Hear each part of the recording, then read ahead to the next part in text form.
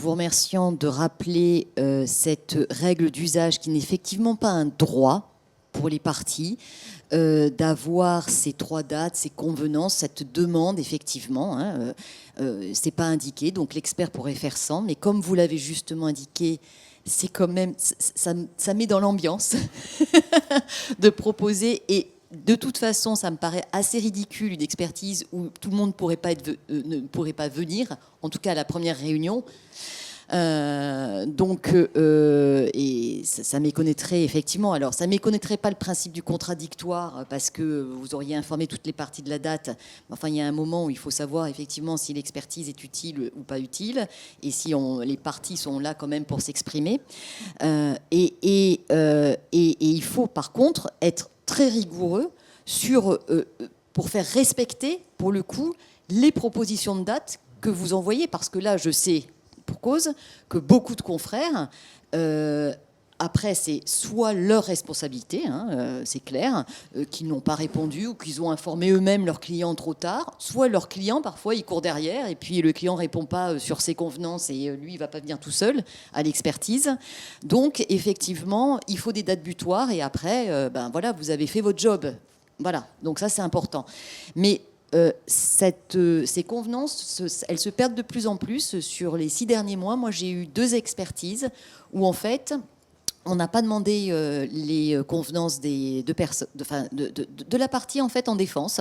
L'expert avait pris les convenances de la partie en demande et avait imposé la date à l'autre partie en disant la partie en demande à qui j'ai demandé ne pouvait qu'à cette date. Je vous remercie de m'avoir demandé à moi aussi parce que je suis aussi dans l'expertise et ça tombe mal. C'est pas pour embêter, mais personne ne peut de notre côté venir. Donc il a dû avoir un changement de date.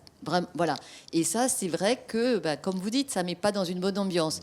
Une autre problématique s'est posée assez récemment aussi, d'un expert qui envoie les convenances et puis 3 jours après dit l'expertise, on est avec des dates, comme vous indiquez.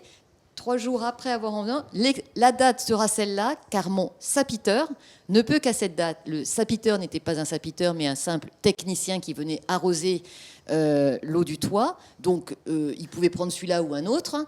Et on s'est tous retrouvés à devoir venir à une certaine date parce que, voilà, donc là, ça met aussi dans l'ambiance. Donc, vous faites bien de rappeler ces règles parce que, effectivement, c'est le premier pas vers les parties et c'est comme ça que l'expert est aussi jugé avant même d'être vu. Donc, je pense que ce sont vraiment des règles d'usage qu'il faut absolument respecter. Je me permets d'intervenir. On ne va pas épuiser le sujet puisque le sujet est très complexe. Ce qu'il faut voir, c'est que dans l'ordonnance d'expertise, vous avez un délai pour rendre le rapport. Ce délai peut évoluer avec l'accord du magistrat en charge de l'expertise. C'est aussi une question de dialogue. Et on voit que les enjeux sont différents suivant qu'on a un procès qui est en cours ou suivant qu'on est simplement sur un référé expertise, suivant que l'expert a senti que les parties sont prêtes à concilier ou suivant que ce n'est qu'un préalable à un procès qui va arriver ensuite. Les expertises sont en général fixées à 3, 4 ou 6 mois en ce qui me concerne.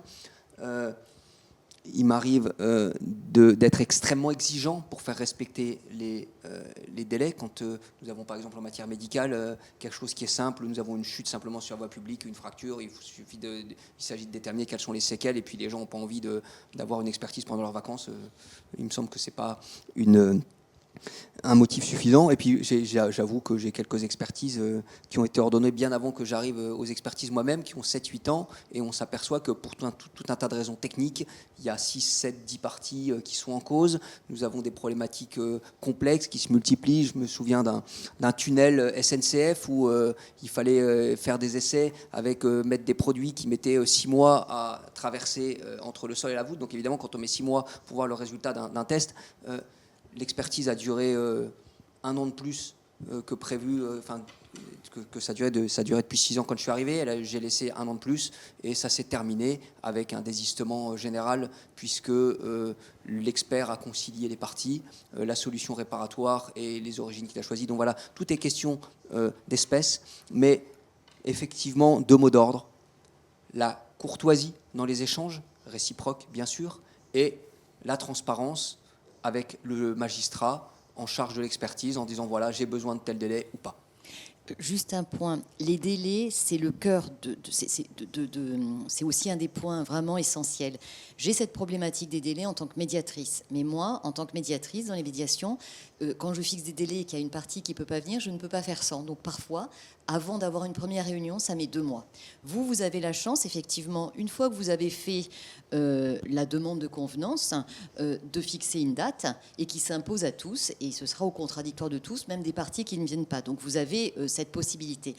Pour respecter les délais dont parle M. Arbou, parce qu'effectivement, vous êtes contraint dans un délai qui a été fixé par l'ordonnance, il faut aussi que les experts soient extrêmement